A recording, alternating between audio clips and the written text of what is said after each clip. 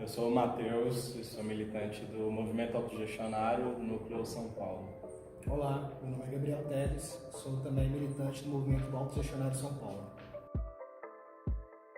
Para responder o que é o marxismo autogestionário, a gente primeiro precisa responder o que é o marxismo. A melhor definição do que é o marxismo foi dada por Karl Korsch no livro Marxismo e Filosofia, onde ele diz que o marxismo é a expressão teórica do movimento revolucionário do proletariado. Ou seja, o marxismo não são simplesmente os textos escritos de Marx, não é uma seita, não é uma literatura específica, mas sim a expressão teórica de um movimento revolucionário da classe proletária.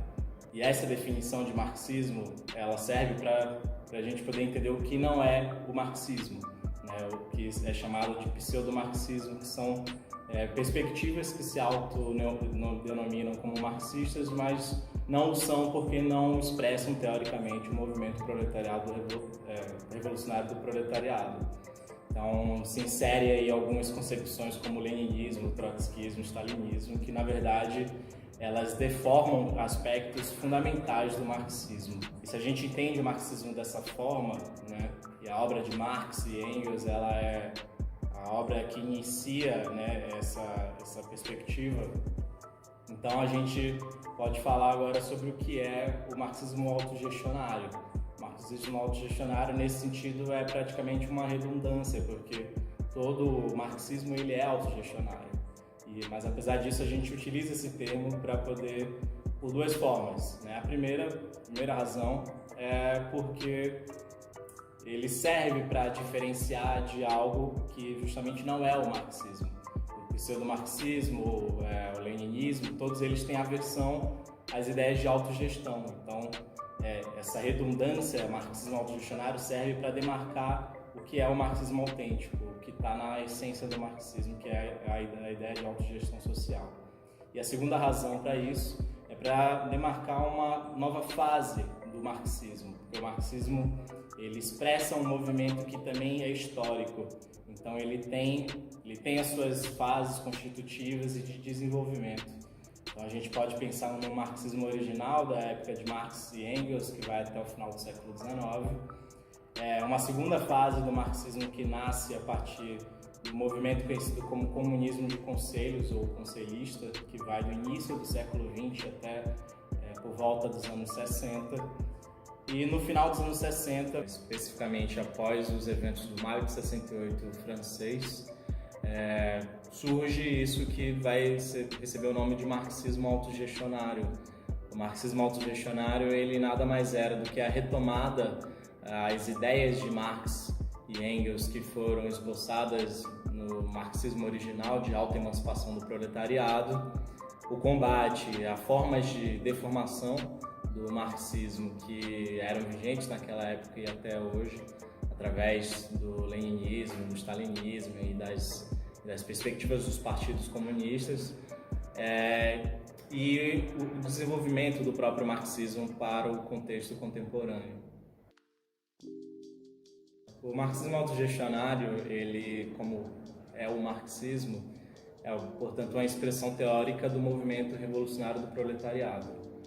O leninismo, ele rompe com essa essência do que é o marxismo. O leninismo, ele tem as suas bases, as ideias de Lenin têm suas bases não em Marx, apesar dele utilizar a linguagem marxista, mas sim um outro autor chamado Karl Kautsky, também um alemão do final do século XIX, que foi fundamental para o Partido Social Democrata Alemão. E o Kautsky inaugura teses que o leninismo desenvolve, como a tese da teoria da vanguarda, onde se compreende que o proletariado não tem condições de se auto-emancipar e, portanto, ele depende de uma vanguarda de intelectuais, de militantes que têm acesso a uma dita ciência socialista e que eles sim é que podem conduzir os trabalhadores à revolução socialista. Essas ideias estão completamente ausentes na teoria de Marx e são contrárias a ela, já que o Marx e o marxismo entende que há necessidade da autoemancipação, da revolução proletariada, dos trabalhadores emanciparem-se a si mesmos através de suas auto-organizações. Então, nessa medida, o leninismo ele é uma expressão ideológica de uma outra classe social que não é o proletariado, mas sim a burocracia, sobretudo a burocracia partidária que tem pretensões de tomar o poder do Estado. E o marxismo ele pressupõe o contrário, né? Que o proletariado destrua o Estado no seu processo de revolução.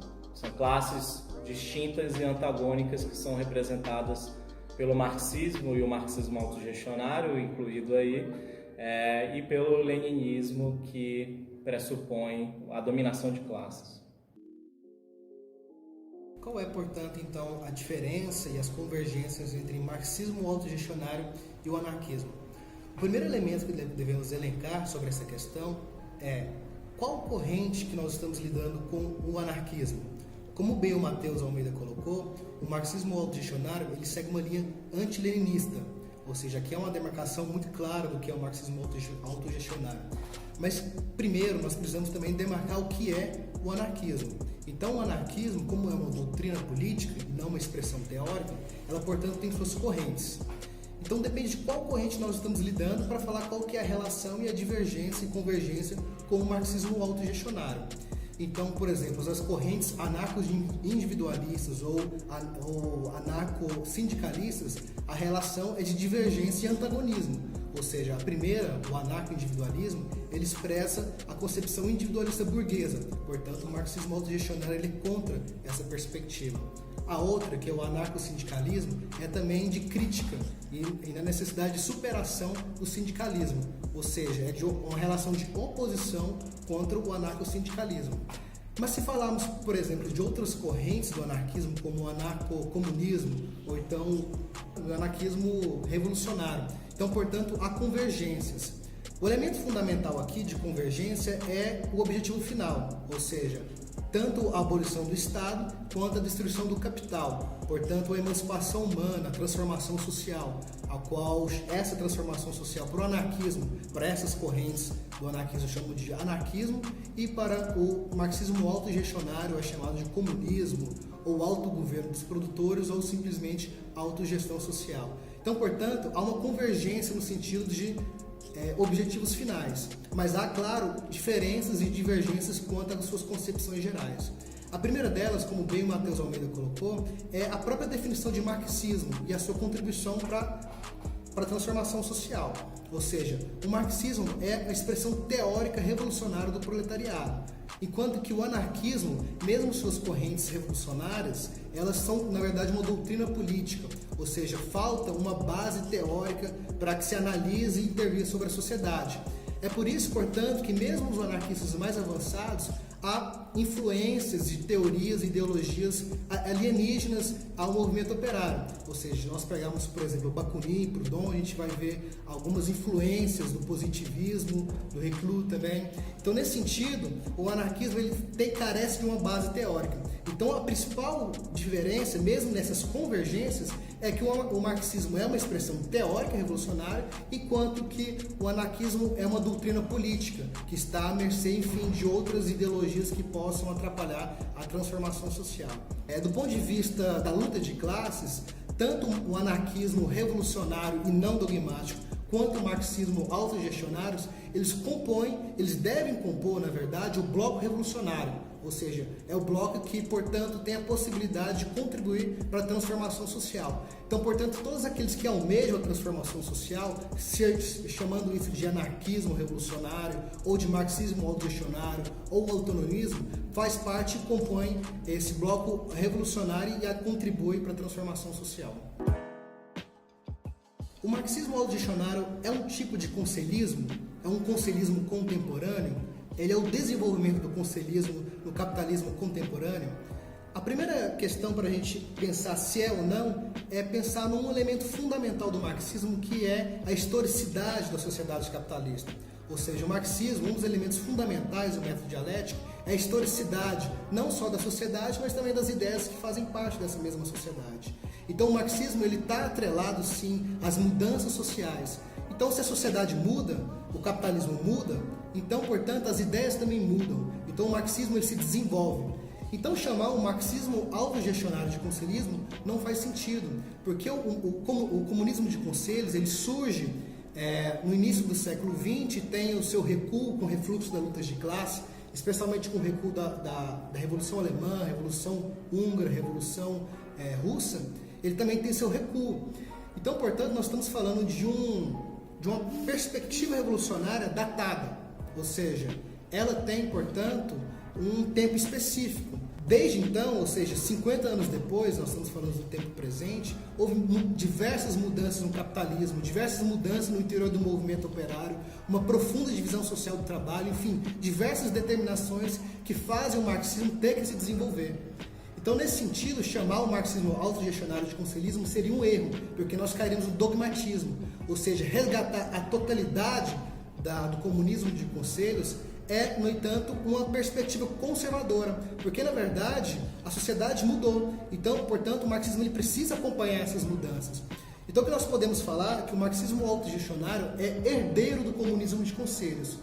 Ou seja, se o comunismo de conselhos ele fez parte da manifestação revolucionária do marxismo na primeira metade do século XX, então, portanto, o marxismo autogestionário é o desenvolvimento dessa perspectiva que começa com Marx, o marxismo original, e que vem desenvolvendo ao longo da sociedade capitalista.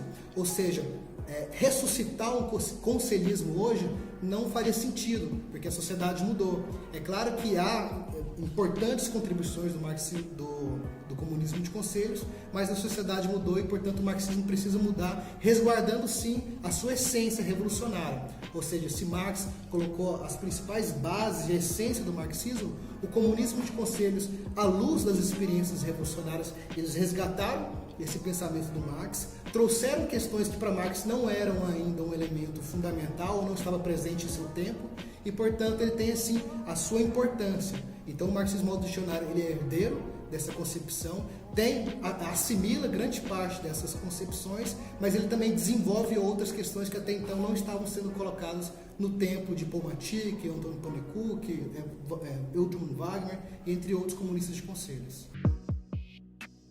O que é ser de esquerda, portanto, em tempos do governo Bolsonaro?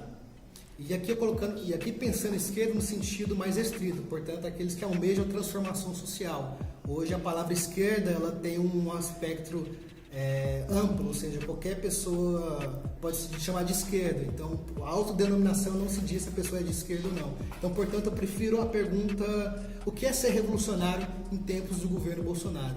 A minha resposta, na verdade, ela vem no sentido que é continuar sendo revolucionário em tempos passados. Ou seja, nós continuamos ainda na democracia burguesa, nós continuamos ainda com o Estado. Então, na verdade, ser esquerdista, ser revolucionário no governo Bolsonaro é continuar fazendo um trabalho que fazia antes no governo Dilma, no governo Lula e qualquer outro governo. Porque o governo, o Estado, a democracia, ela faz parte, ela compõe a reprodução do capitalismo. É claro que há especificidades nesse governo. Há uma reorganização do bloco dominante perante a sociedade capitalista que se resguarda, que respinga e tem relação com a totalidade da sociedade capitalista no mundo. Ou seja, o que se passa aqui no Brasil tem elementos que também passam nos Estados Unidos, na Hungria e em outros lugares do mundo. Então, pensar a militância política revolucionária nos nossos tempos é perceber essas especificidades dessa reorganização da burguesia, da reorganização dessas burocracias que compõem o Estado e intervir na sociedade a partir disso. Ou seja, as principais tarefas que o bloco revolucionário deve fazer, ou seja, o marxismo autogestionário, os anarquistas revolucionários, os autonomistas e todos aqueles independentes que acreditam na emancipação humana, na transformação social, é continuar fazendo um trabalho que começou desde o século XIX, ou seja, pensar, tensionar a transformação social, lançar as classes trabalhadoras, especialmente o movimento operário, a intensificar as suas lutas de classe. Então, portanto, a luta cultural ela é muito importante. Se a gente perceber, se a gente analisar as experiências históricas, a questão da consciência de classe ela é muito importante. Então, portanto, o que os revolucionários devem fazer não é tentar enquadrar esses trabalhadores, esses empregados que vão fazer a transformação social, não é tentar liderá-los, mas sim contribuir para a sua luta, contribuir para a sua radicalização.